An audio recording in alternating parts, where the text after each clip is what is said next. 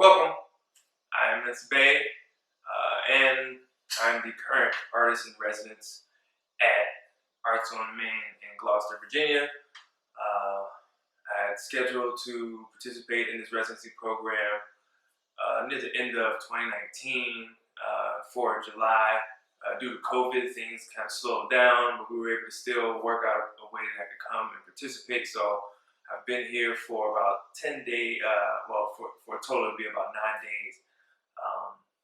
And my goal was to come here, participate, or enjoy the space, have some time away to create artworks, and do some community engagement that was still safe due to the COVID restrictions, but it'd be something that could last, time. So that's what you have here, this video. And so, as you'll see through the video, my plan was to interact with a local business owner, which was Paige Drewry. So we sat down and had an interview over at Keltic Market, where she owns and operates. And just had a conversation, got to know each other, got to talk a little bit about Gloucester, talk about the art scene here, and my intent was to create an artwork based on my interaction with her, and to incorporate, some of the feelings that I felt from being here in this space in Gloucester and just getting to know the area. So, in my fashion of creating artwork, I created this portrait of Paige to incorporate some of these symbols and themes that I noticed, mostly surrounding her business and some of her ideas and some of her wishes.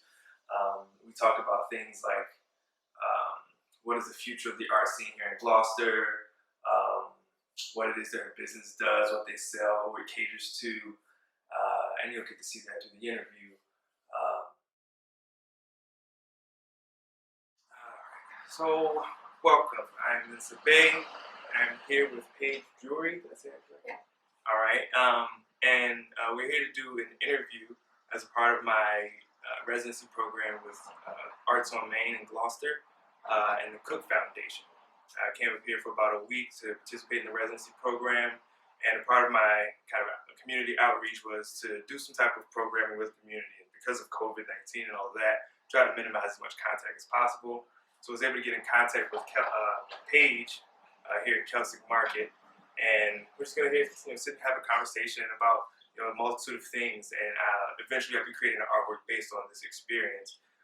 So Paige, if you would please introduce yourself to the community. Absolutely. So I'm Paige Drewry. I took over Kelsick Market on Main Street in Gloucester about a year ago in March, so it's been a couple months past that, but I studied culinary arts and food service management for 2 years at Johnson Wales University in Charlotte, and then 2 years of business, and I had a background in wine as well. So when I found out about Kelsick going up for sale, it kind of just made sense. This was the right place. It was everything I liked in all in one. So here I am now. So yes, you kind of already had a feel for kind of what the community was like. So I read that you had kept the name Kelsick. What was your reasoning behind that? So Keltic Market was owned by Beth Haskell and her husband previously, and they started this 27 years ago now. Actually, it's 28 now. So I wanted to keep their legacy going, as well as the name. Just people know, in starting over and starting a new name, you're going to bring in all new people, even though you're the same business. You're going to bring in, you're going to have to start over. Pretty much. And whereas Keltic Market was a really good reputation, always has been, and already had plenty of clients coming in. So yeah, I can say from walking in, I felt kind of very comfortable in the space and really enjoyed what I like to see. I like walk in and saw beer first, so yeah. That was really exciting. So kind of switching gears slightly, how are you feeling today? I mean, there's a lot going on in the world right now. So how are you feeling just personally throughout your day-to-day basis? Yeah. I would say I'm a little stressed, like a little on the stress side. I'm actually getting married in 2 months. So thank you. So that's been a little stressful on top of everything else in the business, and just trying to figure out if we're even going to be able to go on our honeymoon and just traveling and stuff like that. But business-wise, it's been really interesting to see kind of the trends from COVID. Since March, really. Even February somewhat was affected. But it's been interesting to see the trends. So I'm just kind of hoping that everything, I know that, you know, we're not going to go back to normal, but in a way that we'll get back to normal. Hopefully in the fall towards winter. Yeah. So like, what was the moment that, like, this COVID pandemic thing became a real thing to you? Because I know for me it was, I went on had an art show at Raleigh, North Carolina. Super fun. It was great, but like at that point there wasn't any like everybody wear a mask and this, that, and the third. It was just like be a little careful. Then like the week that I got back, I went to work and it was like a news thing popped up, and I was like, oh my gosh, what's going on? So yeah. Like, in that instant, I was just having fun, and now I have to think twice about everything. Yeah. I would say that it really hit me when I had to send everybody home, because I was like, I just couldn't keep everybody here, and I felt terrible about it. So it was just me and my chef, and we just hired a chef in January, and so I mean he's taken over and done a great job. So I had to keep him here, and I was like, well, me and Taylor will be here, and everybody else wants to go home for a little bit, and hopefully we'll be able to bring you back. But it was kind of scary not knowing what was going to happen. Yeah. Yeah. So how's that transition been as far as with Kelsick, as far as any protocols you guys put into place to make sure that you guys can like start building back up? Yeah. Well, as soon as that happened, me and Taylor were only open Wednesdays through Saturday. So we shortened our hours. We I was very nervous about it, thinking, I don't know what's going to happen. But the first week was iffy, but the second and third weeks we were making 3 times the amount that we make in a day on those 3 days. Yeah.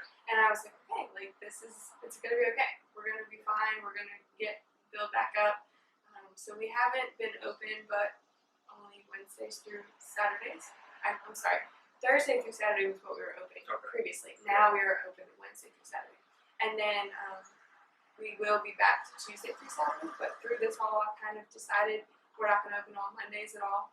So we'll have Sunday, Monday off every week, which will be good for everybody a lot. We put some procedures into place in the financial aspect of it, and really tried to get a grip on the finances, because I was already doing that as a new business owner, trying to learn everything as it was. So this really kind of kicked me in, but in a good way, and it made me get on my feet really quick and say, okay, we've got to make some changes to the finances and what money we're putting out. And so we slimmed some of our orders back. We haven't been able to get as much food in every single week as we were. Just trying to use everything as wisely as possible. So. I noticed you guys used to do, or might still be doing, some type of like programming or collaboration with other places.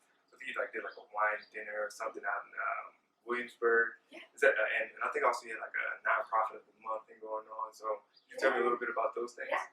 So we started right when I got here, because I studied wine, like I said, and I just love like wine events, wine dinners, wine tastings. We would go out to people's houses. That's kind of something I started up when I first got here. It was like, I am good at this. Like, I love coming out with one of my friends that's a somm, and we bring out wine to a house. We'll pour and basically bring some cheeses and stuff like that, charcuterie. So we started with that, and then people started really liking it. And so we said, okay, let's do a wine tasting at the shop with cheeses and all this. And we'll just sit everybody down and we'll go through the wines, and they can snack on cheese and whatever. At this point, I really couldn't, as much as I wanted to do the culinary side of it, I couldn't run both. So I was like, we've got to get somebody in here that knows what they're doing when it comes to cooking. And that's when we hired Chef Taylor. So now it's really freed us up to be able to do these full wine dinners. And he runs the whole kitchen show, and I run the whole front. And we've been doing them once a month. Obviously did one with Williamsburg Winery, and actually they came here. Okay. So we do it out front in our retail space, and set up tables. We move all the shelves out of the way and set up tables, and so it's a little more tedious, but it's definitely worth it. We had about 20 people here. We tried to break everybody up You know, and we do a 4-course meal. We do 4 or 5 wines. We get usually the rep or the winemaker to come in and talk about it. The next weekend we did Barber's Home Vineyard out of Charlottesville. So they came and talked about their wines, and that was really a great tasting as well. But in terms of the year of support, that is something that Haskell Creek's owner came up with, and I think it's one of the greatest things that we could do. It definitely helps us get get familiar with the community and help me get familiar with them. And so basically at the end of December, we put it on Facebook as a poll to vote for Gloucester's favorite nonprofits and organizations. So we post that up. We usually get about 12 to 14 people that get entered. Yeah. And we let Facebook decide pretty much. It has to be Gloucester area. And it's supposed to be an organization, nonprofit. So we will kind of vote from there and take the top 12, and then we assign them to each month of the year. And we'll donate a portion of our sales to them every month. On their month, you know. So it's been great, and people have really loved seeing it. We've loved seeing the community be interactive with us. Right. So it's been great. We've been doing a lot of videos with them as well. Like when COVID happened, we had to start doing videos because we're like, people are going to forget about what we're doing here, and this is a big moment for us. So we started doing these weekly videos, and now we're doing 4 or 5 videos a week on our Facebook. And so we started doing the videos with the people who run the organizations, and that's been really awesome to be able to push their name out there and say, hey, this is who we're partnering with, this is what we're doing, this is what they do, this is how you can help them. So it's been really awesome. I think that with the wine tasting might be a good idea to collaborate with Arts on Main. Yeah. Talk about between wine and cheese. We might have an event there between an exhibition opening and some wine. It'd be a great collaboration. Speaking of art, what would you describe your relationship to art as? I would say it's very slim at the moment. I mean, I know a little bit about art. I wouldn't say I'm necessarily an art connoisseur, but I love beautiful things.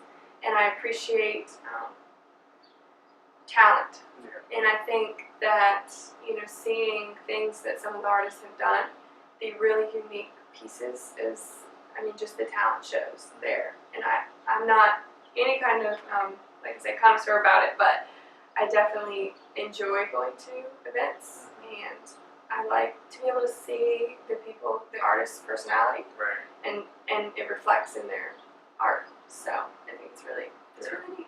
So you've been to the shows at the Arts on Main before? Yes, we've actually catered a couple of them. Okay, so that's going on. Great. I'm behind over here.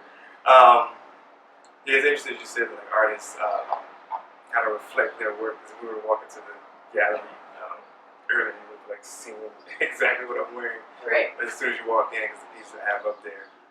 And speaking of art, I heard you talking about murals and things of that nature earlier. You have a really great one outside of here. Then you were talking about wanting to put one up in here. So would you maybe describe what you're interested in that regard? Yeah. So I've kind of had this vision for Kelsick from the very beginning, taking over. And obviously I want to be up and coming, I want to be trendy, and I want to kind of take the outside of the market and just give it kind of a refresh. And my style, I would say, is more French bistro. So I want it to be very, rustic, and those metal signs, and with the, chef on it and stuff like that, that just really stands out, I guess. And just that more European feel is what I'm going for. But I do love the farmhouse mix kind of with that. So I was thinking for the front of the building, we have a little space that I wanted to kind of probably put, something like bees and honey or honeycomb and something like that on the front to just brighten the place up. And I love murals too. We could go out here and look at this one right outside all day. But that would be really neat to do something with bees, and then have the whitewashed building with a robin's egg blue, and just have the yellow and the blue. Just let that play off with each other. Yeah, that sounds amazing. Yeah. Speaking of that mural out there, it's flowers and things of that nature. And I know since being out here, just being able to be so connected to the nature has been like such a difference. As much as I enjoy nature, like I'm not so it's not so accessible where I'm at, living in Norfolk. And so like just being out here and just being inspired by just the greenery, being out on the water, it's definitely like inspired and influenced what I've been creating since I've come here. So like I came here with one vision, then I got here and I'm just like, Wow. well, I didn't know I was going to end up making all these pieces. So Sure. I think it definitely reflects in this area. You had mentioned like French bistro, and I remember reading that you had traveled to Germany and France to study wine. So what was that experience like? Yeah. So I went, I guess it was 5 years ago now, to Germany and did a study abroad there. So I was gone for a month and I did a week traveling through France, through all the wine regions. So I mean, we just were on a bus pretty much the whole time in France, but we got to go through pretty much all the wine regions, go to different vineyards. I tried well over 500 different wines while I was there. That doesn't include anything that I drank for dinner, so it was excessive, but some days my taste buds were completely gone, and I was like, how many Rieslings can you have in one day? But it definitely taught me a lot, and I have a huge respect for wine now after seeing that, and just going out to the vineyards, meeting the vendors, and being able to see what they've produced. I mean, I've always been an entrepreneur, and anything that I can do to create and make something my own and be able to make money off of it, like I am all for it. I will figure out how to do it. But France was amazing as well, and I just love the culture, and they're just almost so simple there. It's just, you just feel relaxed when you're in that area. So I loved, probably Sancerre was my favorite region in France, but everything about it was just like, I want to bring this home. Yeah. And I think that kind of sparked my French bistro feelings from here, and I've always wanted to own like a French bistro since I was probably like 10 years old. So this just even more elaborated on it, and I was able to grow my ideas from there. Bringing it back to Kelsick here, what is your general maybe demographic for people who shop here? What does that look like? Yeah. So we have a very, very big range of people that come in here. I mean, I would say mostly we take care of the older folks in the area who, with our prepackaged meals that we have, we prepare them here in-house. We have an 800 square foot kitchen. Chef does all of the meals. They're homemade. They have no preservatives, but you can literally take them home. They're ready to go in the oven. They're already cooked, so all you have to do is heat them. So we have a huge demographic of older clientele, and they don't want to cook anymore. They're past it in their life. They're like, okay, we just want to go home and have something made, but they don't want to eat all this preservatives. They don't want to keep going get all of these, takeout and stuff like that all the time. So we really provide that for those people, as well as I would say, in terms of the food, younger moms especially, or just moms in general, they don't want to make food for dinner every single night. They have 4 kids, so they come in and they get, and our meals are affordable, and so they'll come in and they'll get mac and cheese and Brussels sprouts, and they try to get all of the good stuff in, and we have a lot of local meats and stuff, and they'll come in and get those as well. We are kind of a higher end clientele in the all in all, and so we do focus on the higher end clients, and Gloucester is higher end. At the end of the day, I think Gloucester Main Street really, this is an area where a lot of people retire, and they want to come here and they go to their beach houses and they stay there and they want to be done and just relax. Yeah. So I would say that's our biggest clientele. And as far as the beer goes, we have a lot of young people as well who are really into craft beers. Yeah. So we do have that aspect as well. And then people who are really health conscious. Yeah. We have a lot of people that look at vegan stuff or gluten-free or so on and so forth. Sounds like the perfect place for me. Yeah. I'm like an aspiring vegan group, raised vegetarian. Okay. Pescatarian. And I got older. It's like, there's all these other names for what kind of vegetarian you are. It's like, I just don't eat meat, but I eat fish. That's how I explain my vegetarianism. Yeah. And over the years, I just don't want these other things anymore. Yeah. As I get older, it's like I just want fruits and some vegetables. Yes. And I want them to taste good. So Me too. having a chef to prepare them, because I don't have the mindset to like do the research. I always Sure. thought that like I look at the culinary arts as another art form, and I'm focused on putting paint on canvases, and so Right. like to stop and like switch over to something else. At this Right. point, I'm like I don't know how to do that. So yeah, I do what I can in the kitchen, but yeah, I'm not nearly as good of a cook as I am with paint. I don't think.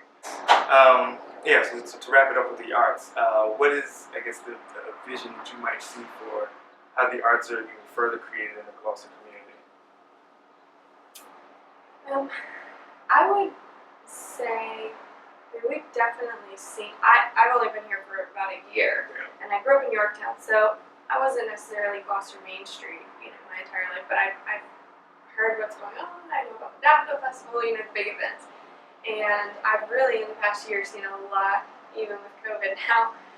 Really, 2019 Arts on Main and just Gloucester Arts in general, the Cook Foundation. Yeah. These events that they were doing were just blowing up. I mean, people are so interested in that stuff here. Like we said, we have a lot of retired people, a lot of people who are looking to go find the arts, and I think that really helps Main Street with the Art Foundation, because they have a good basis of people that want to come in and check out everybody's art. So I've definitely seen a ton, and to say that I think that they've worked very hard to do all of the events that they're doing, the fundraisers and everything, so on and so forth. But going forward, I just think the Gloucester Arts Festival, that's what it is called, definitely could just continue to grow and get more events and during that month of festival, and just be able to bring in more artists like you, and to be able to kind of bring the community together through art. So Awesome. Yeah, I can see it. I think even just when we first got here and started hearing you guys talking about what was happening in the area, I was like, I didn't know all those things. I didn't maybe tidbits, but like even it was like there's a mural outside. I was like, there is. I just remember like the one on the library coming up this way. I was like, there's a huge one over there. And we didn't stop there. So you're seeing and hearing that things are growing in this area. It sounds fantastic. And again, like it brought artists out, like me, even during these times, as well as the other artists that have come here before. So I think that's fantastic. Paige, I want to thank you again for participating in this. It was super fun, really fun and informative. I want to thank Gloucester's Arts on Main, as well as the Cook Foundation for the residency program and allowing things like this to happen and continue the arts during these tough times.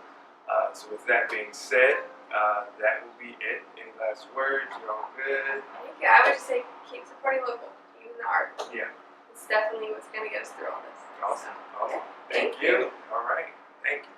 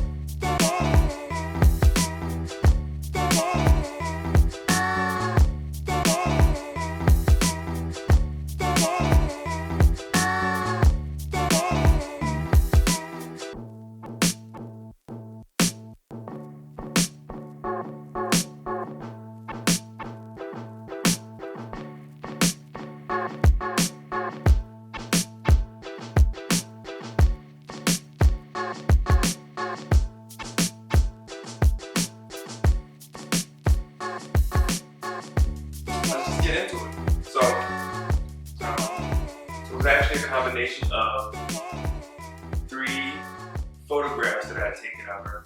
We did a photo shoot before the interview, and then took a few photos after the interview as well, just capturing some candid moments. And as I sat with it, I went on my computer, doctored up some ideas and designs, and came up with this composition, which gave me a sense of her energy. She's a very young business owner. She has a lot of great ideas. They've been putting into work and into action, and this kind of felt like that movement felt like a sense of action. Even during these COVID protocols and restrictions, they're still making headway on making sure that the community stays involved and is aware of what occurs here in Gloucester, especially from the specialties that they have there. And she's a very welcoming person. That's why I wanted to capture that sense of laughter and joy. She's a very welcoming, very warm person. So I wanted to capture that in there. And so the border outline are colors that you can see themed around there. And I did that to show some respect to the original owner, Beth Haskell. I'm believing that those were the colors and signage that was originally there while she owned the business. And even though I know that Paige mentioned wanting to do make some changes to the colors and the scenery, I thought that that ode to the original owner in this portrait just showed that connection of time and that passing down from generation to generation. And so I wanted to incorporate that and the liveliness of that color. The blue in the background came from just the sky and the water, and how much I've been sitting around and experiencing and witnessing it. And so I just wanted to pull that in, just to bring in that light, airy sense, and it allowed the image of the portrait to pop off. Then there's a bee over in this corner, and I learned that the bee or the honeycomb is a symbol here in Gloucester, but I know that Paige had mentioned it in some ideas for murals that that Gloucester had been looking to do in the near future. So I thought with those combination of ideas and themes, I was able to put together a portrait using my very unique style of kind of surrealistic portraiture, and giving a new kind of setting some of that new energy up for Gloucester. I think because as the arts grow, you'll start to get new ideas, younger ideas, contemporary ideas, and so I wanted to imbue some of that from my experience, but also capturing moments of Gloucester. So as I stated, this is my portrait of Paige Drewry from Keltic Market. I want to thank Arts on Main for having this program here in Gloucester, as well as the Cook Foundation for being a very supporter of the arts here in Gloucester and reaching out to ensure that artists can still find ways to be creative during these tough times. So that's my video on here. You can hope you enjoyed all the different ways we got to this point, and hopefully you'll be able to get a view of this in person. All right, thank you.